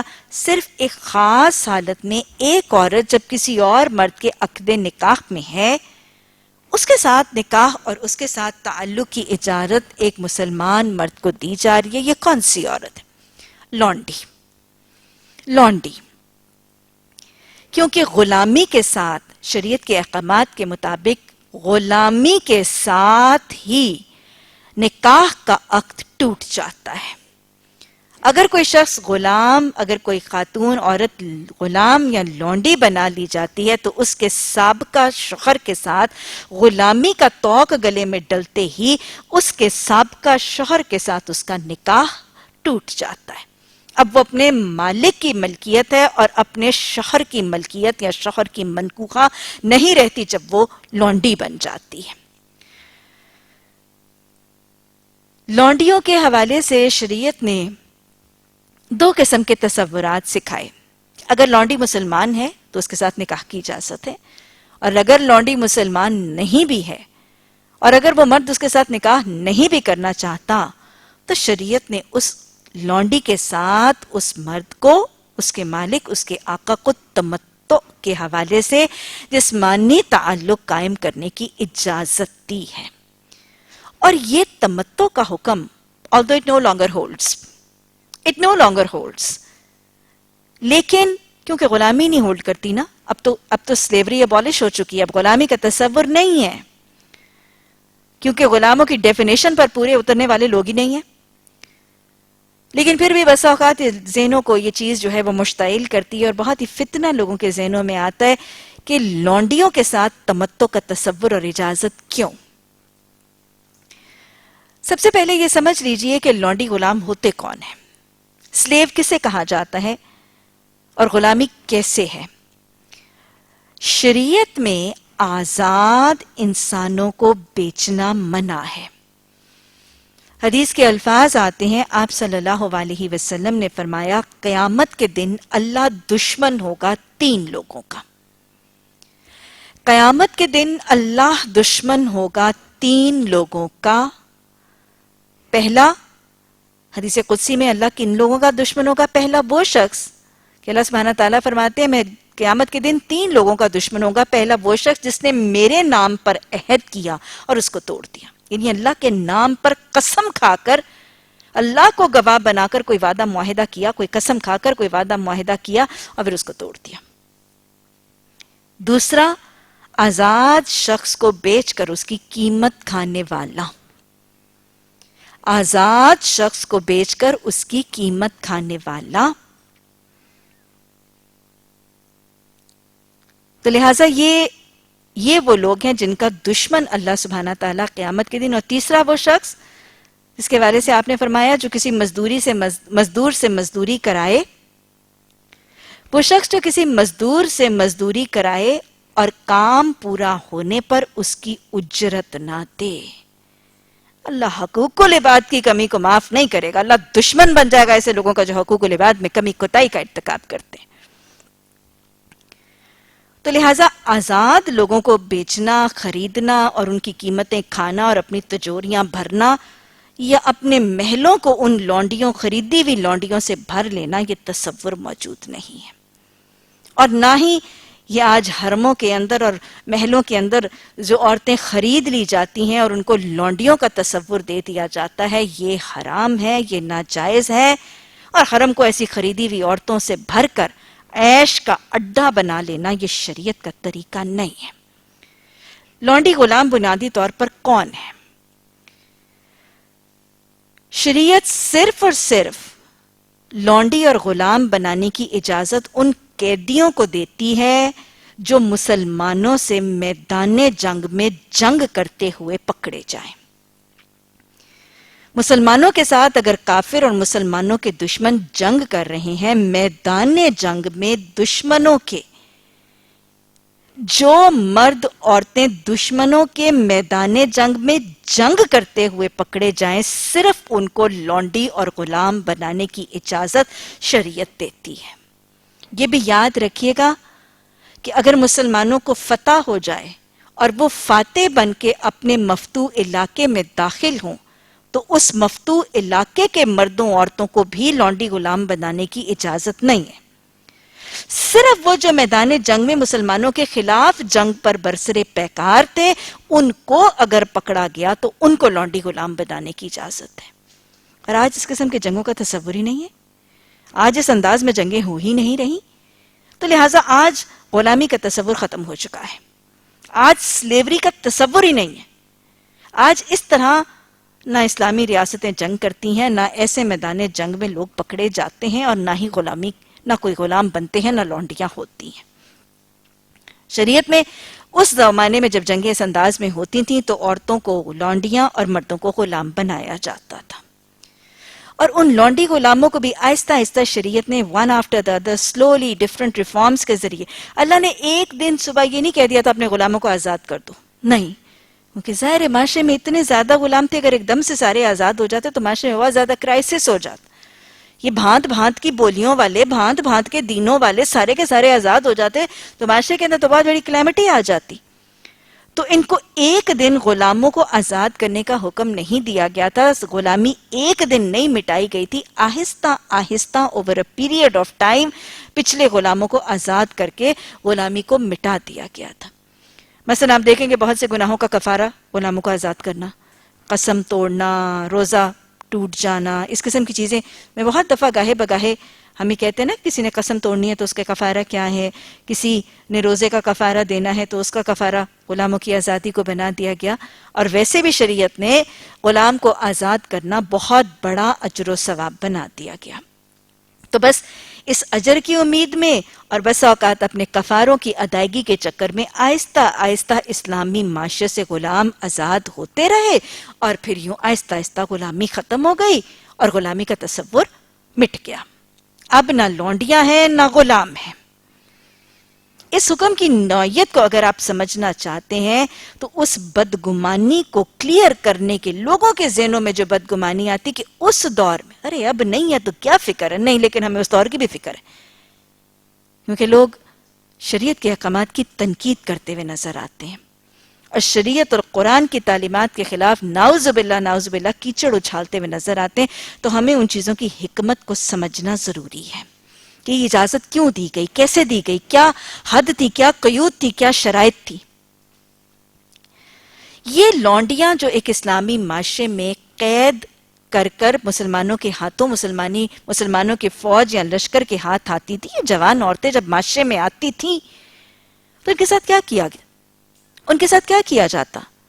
میں آپ کو پہلے بھی بتا چکی ہوں کہ اس دور میں قید خانے اور جیلوں کا تصور نہیں تھا، اور نہ ہی اسلامی شریعت کے اندر یہ تصور ہے. ان نوجوان عورتوں کو جو غلام لونڈیاں بن کے ایک اسلامی معاشرے میں آ گئیں اور اسلامی معاشرے ہی میں اب رہیں گی، ان کو کافروں کو واپس بھی نہیں کیا جانا. اور جہاں پہ کوئی قید خانے اور کوئی زندان کا تصور بھی نہیں ہے، وہاں پہ اس معاشرے میں ان جوان عورتوں کے ساتھ کیا کیا جائے؟ اگر ان عورتوں کو چھوڑ دیا جاتا تو یہ بے حیائی کرتی. یہ ویسے ہی مسلمان خواتین نہیں تھیں، مسلمانوں کی دشمن تھیں. ان کے اخلاق، ان کے پیمانے ویسے اسلام کے پیمانے کے مطابق نہیں تھے. یہ بے حیائی کرتی، فحاشی کرتی، عریانی پھیلاتی، بدکاریاں کرتی، بدکاری کے اور قبح گری کے اڈے بناتی، اور اسلامی معاشرے کے اندر بگاڑ اور فتور کریٹ کرتی. سو آزاد تو نہیں چھوڑا گیا تھا، ان کو غلام بنا لیا گیا، ان کو لونڈیاں بنا لیا گیا. And so what happened was, and what Quran and Hadith taught was, کہ یہ جوان عورتیں جو کہ اسلامی معاشرے میں آئیں گی اور ان کی اپنی فطری خواہشات بھی ساتھ ہی ہوں گی، ان کی معاشی ضرورتیں بھی ساتھ ہی ہوں گی، ان کو آزاد چھوڑنے کے بجائے لونڈیاں بنا دیا جائے اور معاشرے میں بے حیائی، فحاشی، عریانی کا سیلاب روکنے سے بچانے کے لیے ان کے مالکوں، ان کے آقاؤں کو ان کے ساتھ تمتع کی اجازت دے دی جائے، جو ان کی جسمانی خواہشات کی تکمیل بھی کرے گا، اور وہ جوان عورت جس نے کسی کے گھر میں آنا ہے وہ اس مرد کو بھی بگاڑنے اور خراب کرنے سے روکنے کا ذریعہ بھی بنے گا. لیکن یہ یاد رکھیے کہ یہ ایک لوٹ مار کا طریقہ نہیں ہوتا تھا. یہ نہیں ہوتا تھا کہ ایک آزاد شہوت رانی کا ماحول ہے. باقاعدہ ایک لگا بندہ اصول اور پابندی کا طریقہ تھا. آج ہماری شریعت کی تنقید نعوذ باللہ وہ لوگ کرتے ہیں، وہ سکھ، وہ ہندو. کیا خیال ہے؟ اپنی انڈیپینڈنس کی تاریخ یاد ہے؟ سکھوں نے مسلمان خواتین اور مسلمانوں کی بیٹیوں اور بہوؤں کے ساتھ کیا کیا کیا؟ ہماری شریعت وہ طریقہ نہیں سکھاتی اور اس کے اوپر ڈانٹ لگاتی ہے. میدان جنگ میں جب یہ لونڈیاں مسلمانوں کے لشکر کو ملتی ہیں تو نہ اس لشکر کا سپہ سالار، نہ اس لشکر کے مجاہد، نہ اس لشکر کا کوئی سپاہی آزاد شہوت رانی کرنے اور ان کے ساتھ جسمانی تعلق سے لطف اندوز ہونے کا اختیار اور حق نہیں رکھتے. یہ نہیں ہے تمتع. تصور کیا ہے اور طریقہ کار اور ضابطہ کیا ہے کہ یہ لونڈیاں جو اسلامی ریاست کے اس لشکر کے قابو میں آتی ہیں ان کو باضابطہ حکومت کے حوالے کیا جاتا ہے. پھر ان کے ایام ماہواری کے آ جانے کے بعد، یعنی یہ ثابت ہو جانے کے بعد کہ وہ حاملہ نہیں ہے. اگر حاملہ ہے تو وضع حمل تک انتظار کیا جائے گا، اور اگر حاملہ نہیں ہے تو حیض کے آنے کے بعد ڈفرنٹ گھرانوں کو لونڈیاں بنا کر ایشو کر دیا جاتا ہے. یہ باقاعدہ ایک لگے بندے طریقے اور ضابطے اور قانون کے مطابق ہے. اٹ از ناٹ دیٹ کہ میدان جنگ میں کچھ کافروں کی خواتین ہیں اور جس کے حوالے جو آیا اس کے ساتھ جو مرضی کر ڈالا. نہیں، یہ طریقہ نہیں ہے. یہ ریاست کے حوالے کی جاتی ہیں، وہاں پہ ان کو پابند رکھا جاتا ہے، ان کے ایام ماہواری تک انتظار کیا جاتا ہے. حیض کے آنے پر پھر جیسے باقی مال غنیمت تقسیم ہوتا ہے، غلام تقسیم ہوتے ہیں، ویسے ہی یہ لونڈیاں تقسیم کر دی جاتی ہیں، کچھ گھر والوں کے حوالے کر دی جاتی ہیں. اس مالک کو، اس آقا کو، ان حکمتوں کی وجہ سے جو میں نے آپ کو پہلے سمجھائی، اس آقا کو اجازت دے دی جاتی ہے کہ اگر یہ دائرہ اسلام میں داخل ہو جائے تو اس کے ساتھ نکاح کرنا چاہتا ہے تو کر لے. سورہ بقرہ میں ہم نے پڑھا تھا نا، وَلَا تَنْكِحُ الْمُشْرِكَاتِ حَتَّى يُؤْمِنْ وَلَا آمَةٌ مُؤْمِنَةٌ خَيْرٌ مِّن مُشْرِكَةٍ، کہ دیکھو تمہاری مومن لونڈیاں جو ہیں وہ مشرک عورتوں سے بہتر ہیں، تو اگر تمہاری کوئی مومن لونڈیاں ہیں تو ان کے ساتھ نکاح کر لو. ایک تو آپشن یہ کہ اگر وہ مسلمان ہو گئی ہے تو چاہتے ہو تو اس کے ساتھ نکاح کر لو. لیکن اگر وہ نکاح کی استطاعت، نکاح کی پجت نہیں رکھتا اور وہ جوان عورت اس کے گھر میں رہ رہی ہے لونڈی بن کے، اس کے گھر کے بہت سے کام کاج کر رہی ہے، بہت سے دھندے سمیٹ رہی ہے، تو شریعت نے اس کو اجازت دے دی مختلف فتنے، فساد، بے حیائی کو روکنے اور ڈانٹ ڈالنے کے لیے. شریعت نے اس لونڈی کے آقا کو اجازت دے دی کہ چاہے وہ اگر اہل کتاب ہے یا اہل کتاب نہیں بھی ہے لیکن اس کے گھر کی باندی اور لونڈی ہے تو اس کے ساتھ تمتع کر لے، اس کے ساتھ جسمانی تعلق قائم کر لے۔ حکمتیں میں نے پہلے بتا دی، لیکن اس تمتع کرنے والے مالک کو بھی پھر شریعت نے اس کے ہاتھ باندھ دیے۔ اگر کوئی مالک اپنی لونڈی کے ساتھ جسمانی تعلق یعنی تمتع کے حوالے سے قائم کر لے گا تو پھر اب وہ اس کو بیچ نہیں سکتا، اب وہ اس کو بیچ نہیں سکتا، اب وہ اس کی ملکیت ہے اور اس ہی کے پاس رہے گی۔ جیسے بیوی نکاح کے بعد اس شوہر کے پاس رہتی ہے، تمتع کے بعد لونڈی اسی مالک کے پاس رہے گی۔ یہ تمتع کرنے سے پہلے اسے سوچ لینا ہے۔ وہ کسی اور اپنے عزیز کسی رشتہ دار کو وہ توفتاً ہدیتاً وہ لونڈی دے نہیں سکتا، اب یہ اس کے ساتھ جڑ کے منسوب ہو گئی ہے۔ تمتع وہ اسی لونڈی کے ساتھ کرے گا پھر جس کو اپنے پاس رکھے گا۔ پھر شریعت نے یہ بھی طریقہ سکھا دیا کہ یہ مالک اگر اپنی لونڈی کے ساتھ جسمانی تعلق قائم کرے گا اور اس کی اولاد ہوگی، اس لونڈی سے اس کی اولاد ہوگی تو وہ اولاد اس کی بیوی کی اولاد کی طرح اس کی جائز وارث ہوگی۔ لونڈی کے بطن سے پیدا ہونے والے بچے اس باپ کے ویسے ہی وارث ہوں گے جیسے اس کی جائز منکوحہ بیوی کے۔ اور شریعت نے یہ بھی قید لگا دی کہ جب اس لونڈی کا مالک یا آقا فوت ہو جائے گا تو یہ لونڈی خود سے خود آزاد ہو جائے گی، یہ لونڈی خود سے خود آزاد ہو جائے گی۔ اور یہ بھی پابند کر دیا کہ اس لونڈی کے جتنے بچے اس کے مالک سے ہوں گے وہ لونڈی غلام نہیں، وہ آزاد ہوں گے۔ تمتع کے بعد پیدا ہونے والی اولاد غلام نہیں، آزاد ہوگی، اپنے باپ کے جائز وارث ہوں گے، اور جب وہ مالک یا آقا فوت ہو گیا تو وہ لونڈی خود سے خود آزاد ہو جائے گی۔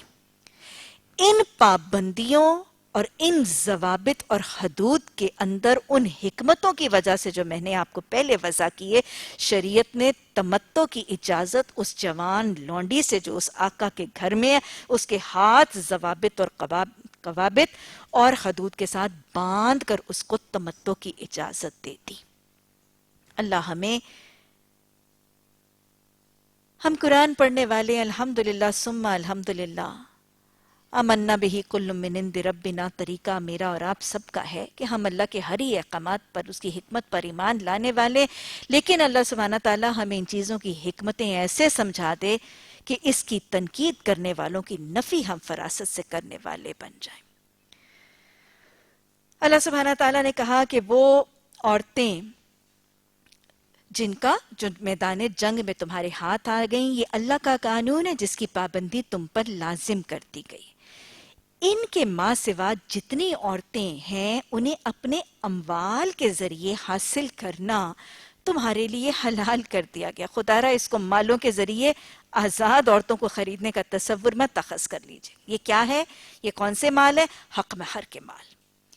کہ آزاد عورتیں، یہ جو اوپر کیٹیگریز بتا دی گئی ہیں کہ ان کے ساتھ تم نکاح نہیں کر سکتے، ان کیٹیگریز کے علاوہ جس کیٹیگری کے ساتھ تم چاہتے ہو اس کو حق مہر کا مال دے کر نکاح کرنا تمہارے لیے جائز اور حلال کر دیا گیا۔ آیت کے اس حصے سے آزاد عورتوں کو خرید کر اپنے حرم آزاد عورتوں سے بھر کر ان کو عیش کے اڈے بنانے کا تصور اس آیت سے نہیں ملتا۔ حلال کر دیا گیا ہے، بشرطے کہ نکاح کیسے کرو؟ نکاح کی پہلی شرط کو پھر دہرایا جا رہا ہے کہ اس کیٹیگری کے علاوہ باقی تم سب عورتوں سے نکاح کر سکتے ہو، بشرطے کہ تم کیا کرو؟ صدقاتہن، ان کے حق مہر ان کو دے دو۔ اور پھر نکاح کے وقت ایک اور چیز کی پابندی لگائے گی، بشرطے کہ حصار نکاح میں ان کو محفوظ کرو، نہ یہ کہ آزاد شہوت رانی کرنے لگو۔ گویا مسلمان مردوں کو نکاح کا طریقہ بھی سکھا دیا گیا، یہ بتا دیا گیا کہ ایک خاص فہرست ہے، ان کے ساتھ تو تم نکاح کر ہی نہیں سکتے۔ وہ 7 رشتے ہیں، تمہارے نسب سے ہیں، تمہاری رسالت سے ہیں، تمہارے سسرال سے ہیں، ان کے ساتھ تو تم رشتہ نہیں کر سکتے، ان کے ساتھ تم نکاح نہیں کر سکتے۔ ہاں کوئی اور مسلمان عورت محسنات ہے، کسی اور کے عقد نکاح میں محفوظ ہے، کسی اور کے عقد نکاح کے حصار میں محفوظ ہے، تم اس سے بھی نہیں کر سکتے۔ ہاں اس کے علاوہ باقی جو مسلمان عورتیں ان کے ساتھ تم نکاح کر سکتے ہو، بشرطے کہ کیٹیگری یہ ہے، اس کیٹیگری کے علاوہ نکاح کرو گے لیکن اس میں بھی شرط ہے. پہلی شرط یہ کہ عملی طور پر ان کے حق مہر دو، اور دوسری شرط کہ اپنے نکاح کے وقت اپنے دل کی حالت کی بھی اصلاح کرو. انما الاعمال بالنیات، اعمال کا دار و مدار تو نیتوں پر ہے. یعنی نکاح کرتے وقت تمہارا غرض، تمہارا مقصد گھر بسانے کا ہونا چاہیے. نکاح کے وقت تمہارا غرض، تمہارا مقصد، تمہارے پیچھے جو سٹرنگ کاز اور مقصد ہے وہ صرف اپنی جسمانی خواہش کی تکمیل نہیں ہونی چاہیے.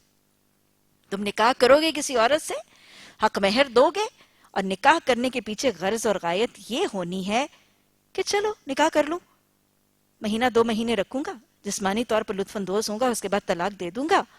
یہ نیت اور ارادہ مسلمان مرد کا نکاح کے وقت نہیں. نکاح کسی عورت سے تب ہی کرے گا جب گھر بسانے کی نیت اس کو اپنے گھر بسانے کے لیے کرے گا. اس آیت سے نکاح متع کی نفی ہو جاتی ہے. نکاح متع،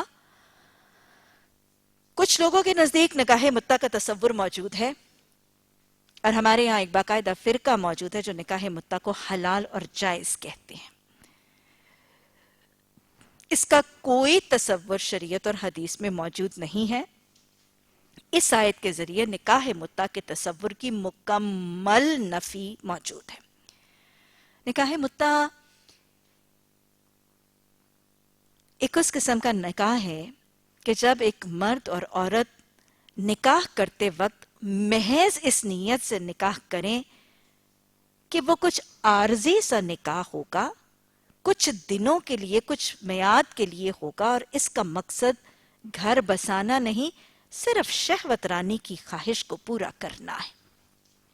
گویا 2 لوگ جو ایک دوسرے سے جسمانی طور پر لطف اندوز ہونا چاہتے ہیں اور زنا کا ارتکاب اور زنا کے گناہ سے بھی ایٹ دا سیم ٹائم بچنا چاہتے ہیں، تو یہ وہی ہے، اللہ کی آیات کو مذاق نہ بناؤ. یہ اللہ کی آیات کے ساتھ نعوذ باللہ مذاق ہے. شہوت رانی بھی کرنا چاہتے ہیں، جسمانی خواہشات سے لطف اندوز بھی ہونا چاہتے ہیں، لیکن اس محبوبہ کو گھر بسا کر اپنی ساری ابدی شریک حیات بھی نہیں بنانا چاہتے. یہ تعلق کچھ دن کے لیے رکھنا چاہتے ہیں، لیکن زنا کی حرمت اور زنا کے حرام کام سے بچنے کے لیے نکاح عارضی طور پر کر کے کچھ دنوں کے بعد یہ کیا ہی اس طرح جاتا ہے. یہ نکاح متع ہے. اس کی حرمت کا تصور قرآن کی اس آیت سے واضح طور پر کیسے کرو؟ محسنینا، نکاح کرو گے تو ان کو حصار نکاح میں محفوظ کرنے کی نیت. حاسوات نون، محسنات بھی وہی ہے. محسنات کون ہے؟ محفوظ عورتیں جو کسی مرد کے حصار نکاح میں محفوظ ہیں. نکاح کا مقصد کیا ہوگا؟ محسنین، مرد محسنین میں سے ہوگا، وہ اس کو حصار نکاح میں محفوظ رکھے گا، اس کو موت کے وقت تک اپنی اپنی حیات زندگی کی ساتھی بنانے کی نیت سے کرے گا. غیر مسافحین، سین فاحا کا مطلب کیا تھا؟ بہانہ، مادہ شہوت بہانے کے لیے نہیں، شہوت رانی کرنے کے لیے یا مادہ شہوت بہانے کے لیے نیت سے نکاح نہیں کریں گے. حیات طیبہ میں کچھ غزوات اور جنگوں کے موقع پر نبی صلی اللہ علیہ وسلم سے عارضی طور پر متع کی اجازت صحابہ اکرام کو دی گئی.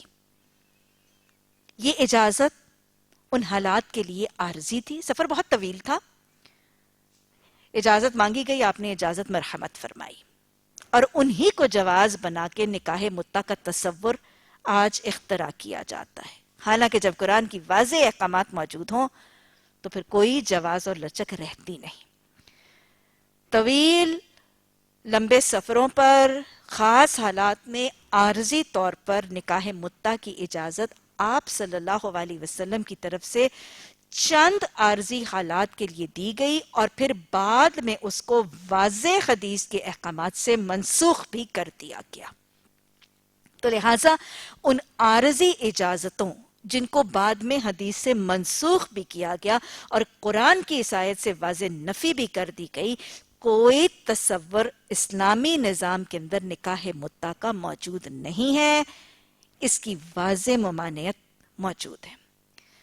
تو جب حق مہر دینے کے بعد گھر بسانے کی نیت سے جو نکاح کرے گا، پھر جو ازواجی زندگی کا لطف تم ان سے اٹھاؤ گے، اس کے بدلے میں ان کے مہر بطور فرض کے ادا کرو۔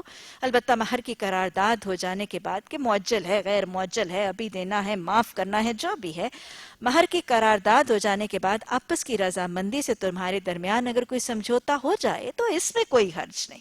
ہونا کیسے؟ جبر سے نہیں ہوگا، کیسے ہوگا؟ باہمی رضامندی سے۔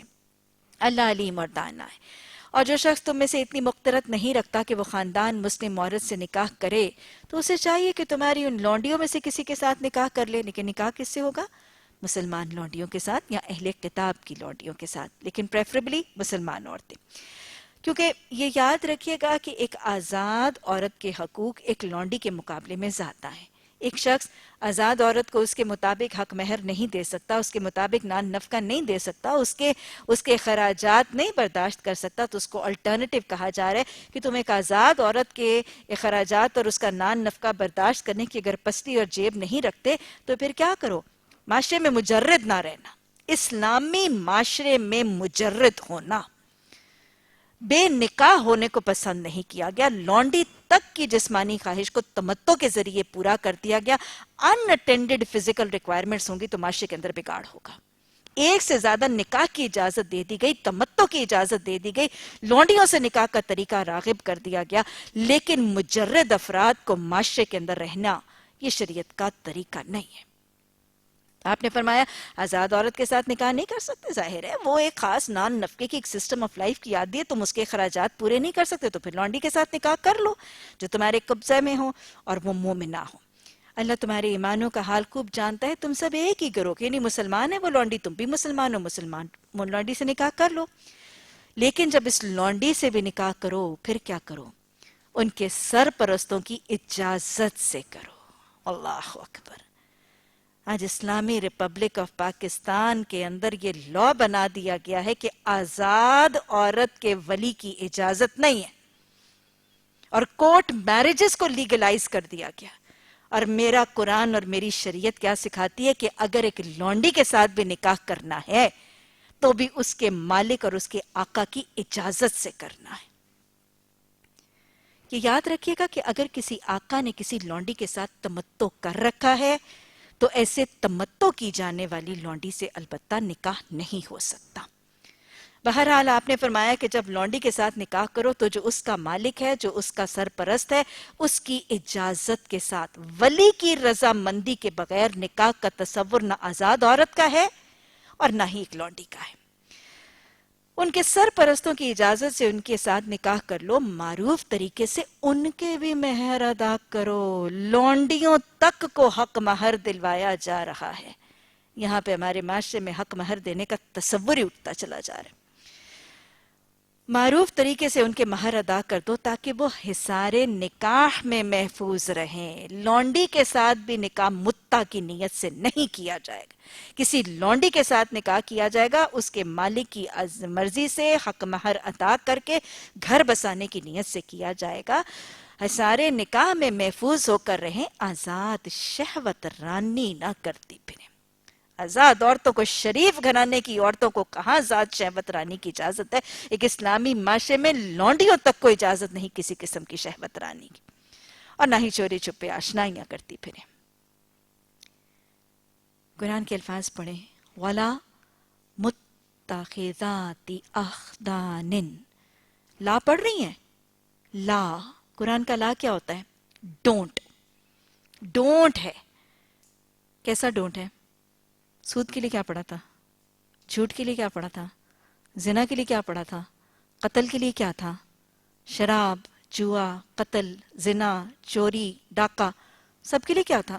لام الف لا، تو ویسا ہی لا ہے۔ والا، دیکھو یہ لونڈیوں کو کہا جا رہا ہے، آزاد گھرانوں کی، شریف گھرانوں کی، نمازی ماں باپوں کی بیٹیوں کے لیے تو یہ حکم ضروری موجود ہے کہ لونڈیاں اور مسلمان عورتیں کیا نہیں کریں گی؟ وَلَا مُتَّخِذَاتِ أَخْدَانٍ، پوشیدہ دوستیاں نہیں پکڑیں گی۔ پوشیدہ چھپی ہوئی دوستیوں کا کوئی تصور شریعت میں موجود نہیں۔ ارے شریعت تو ایک مرد کو نکاح کر کے ولیمے کے ذریعے اعلان نکاح کا طریقہ ولیمے کو شرائط نکاح میں سے بنا دیا گیا. پوشیدہ تو نکاح جائز نہیں ہے, ایک مرد کا پوشیدہ نکاح جائز نہیں ہے. کہاں پوشیدہ دوستیوں کا تصور ہے شریعت میں؟ نہ دوستی کا تصور ہے. پسند ہے ما طاب لکم تو پھر نکاح ہے. فن کے ہو ما طاب لکم, پسند ہے تو پوشیدہ دوستیاں نہیں ہوگی, گھومنا پھرنا نہیں ہوگا. پسند کا تصور ہے وہ فطری ہے, لیکن فن کے ہو ما طاب لکم. اگر پسند ہے تو پھر نکاح کر لو, پسند ہے تو دوستی کا تصور موجود نہیں ہے شریعت میں. اور پھر دوستی میں پوشیدہ دوستی کا تو کوئی تصور موجود نہیں. وہ پوشیدہ دوستی چاہے گھومنے پھرنے کی شکل میں ہے, چاہے بات چیت اور گفتگو کی شکل میں ہے. دوستی ملنے جلنے کی شکل میں بھی ہو سکتی ہے, اور بات چیت اور گفتگو کے انداز میں بھی ہو سکتی ہے.